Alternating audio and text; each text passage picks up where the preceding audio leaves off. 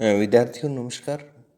मैं डॉक्टर सहदेव पारिक, श्री गोविंद गुरु राजकीय महाविद्यालय बांसवाड़ा से। विद्यार्थियों, आज हम बीए प्रथम वर्ष के समाजशास्त्र विषय की प्रथम प्रश्न पत्र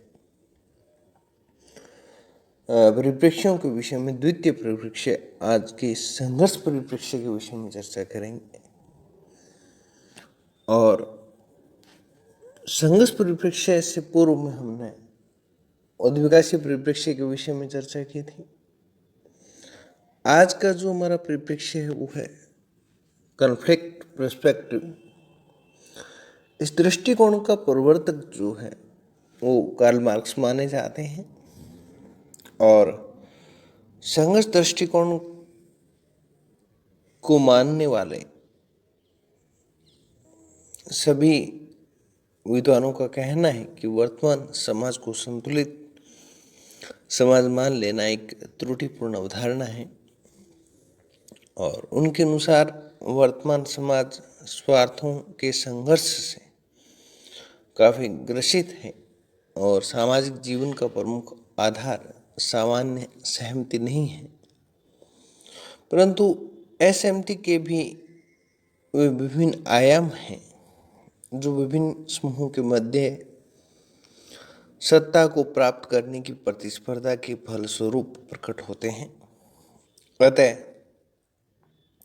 समाज की प्रमुख प्रक्रिया संतुलन अथवा एकात्मकता की नहीं है, बल्कि उस संघर्ष से प्रकट होती है जिसके अंतर्गत वे व्यक्ति जो अभावग्रस्त हैं, जीवन में सुविधाएं प्राप्त करना चाहते हैं, और दूसरे ऐसे लोग हैं जिनके पास सुविधाएं हैं या विद्यमान हैं, तथा इन लोगों को अधिक सुविधाएं प्राप्त करने के लिए वो लोग बाधक बनते हैं, बाधा के रूप में उपस्थित होते हैं। वर्तमान में जो फ्रैंकफर्ट विचारधारा है या उसके साथ आमूल परिवर्तनवादी, जिसको रेडिकल सोशियोलॉजी कहते हैं, कि विचारधारा ने इस दृष्टिकोण को अपने अध्ययन का केंद्र बनाकर काफी बुद्धिजीवियों को प्रभावित किया है। इसी से मिलती जुलती एक नई विचारधारा वाम पक्ष, जिसको न्यू लेफ्ट के नाम से जाना जाता है, जो कि पाश्चात्य विश्वविद्यालयों में काफी प्रचलित हुई है। और नया वाम पक्ष जो है वो पुराने वाम पक्ष की तुलना में कई बातों से डिफरेंट है। पुराना वाम पक्ष जहां कल कारखानों को अपना आधार मानकर विद्रोह प्रकट करता था, जबकि नए वाम पक्ष के अंतर्गत विद्रोह की प्रक्रिया विश्वविद्यालयों के प्रांगणों के माध्यम से विकसित हो रही है। और नया वाम पक्ष संघर्ष यानी कि वर्ग संघर्ष पर उतना अधिक बल नहीं देता है जिस तरह की आर्थिक उपनिवेशवाद, नारी मुक्ति आंदोलन और सामाजिक न्याय, रंग भेद अथवा अन्य प्रकार के शोषण के विरोध में अपनी आवाज उठा रहा है। संघर्ष दृष्टिकोण के अनुसार समाज की विभिन्न समस्याओं का अध्ययन संघर्ष की प्रक्रिया को केंद्र बना करके किया जा सकता है।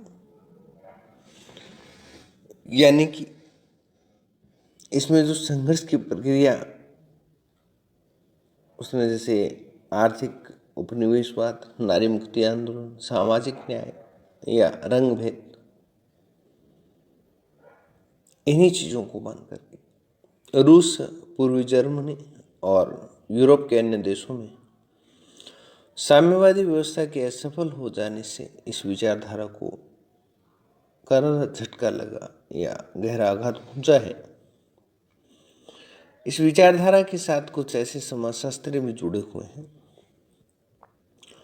जो पूरी तरह से मार्क्सवाद का समर्थन तो नहीं करते, लेकिन संघर्ष मूलक चिंतक के रूप में जाने जाते हैं और उस चिंतन धारा को संघर्ष प्रकार्यवाद, कॉन्फ्लिक्ट फंक्शनलिज्म के नाम से जाना जाता है। इसमें कोजर, लेविस कोजर के नाम से जिनको जानते हैं, लेविस कोजर के नाम से जिनको जाना जाता है, और डैरेन डार्फ ने इन विचारों का या इस विचारधारा का प्रमुख रूप से समर्थन किए हैं। लेविस कोजर का कहना है कि समाज में संघर्ष का एक प्रकार्यात्मक महत्व भी है।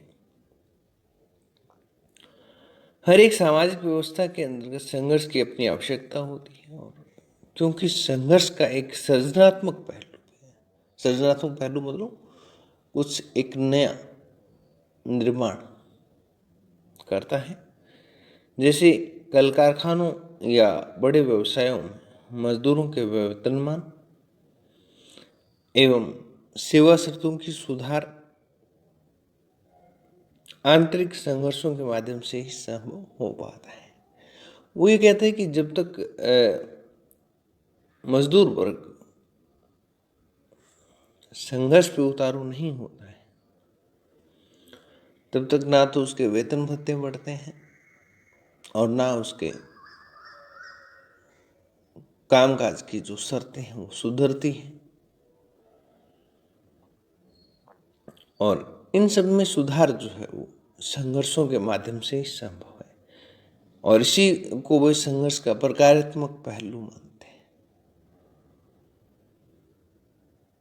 और संघर्ष की गैर मार्क्सवादी विचारधारा का प्रतिनिधित्व जो राल्फ डैंडार्फ के द्वारा माना जाता है, और ये वेबरवादी विचारधारा के समर्थक हैं। और जारस सिमेल जहां द्वंदात्मकता को स्वीकार करते हैं परंतु विचारवादी,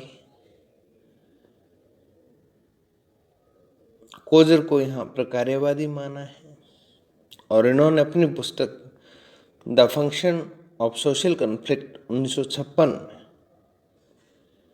प्रकार्यवादी दृष्टि से जो संघर्ष की चर्चा की है। आगामी वीडियो तक के लिए धन्यवाद। कल हम एक नए परिप्रेक्ष्य के विषय में चर्चा करेंगे।